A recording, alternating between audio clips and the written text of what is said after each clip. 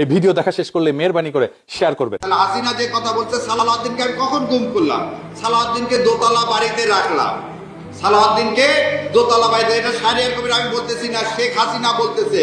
স্বরাষ্ট্রমন্ত্রী সালাউদ্দিন সে নাকি গুম ছিল। গুম কোথায় ছিল? ইন্ডিয়াতে। ফেরত গেল কিসে?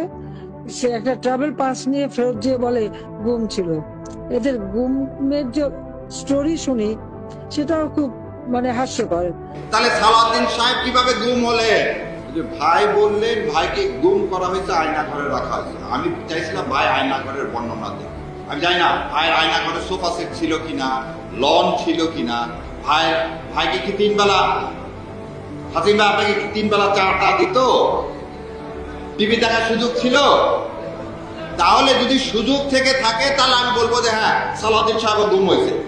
আর যদি এটা না হয়ে থাকে তাহলে হাসিনা যে কথা বলছে সালাউদ্দিনকে আমি কখন গুম করলাম?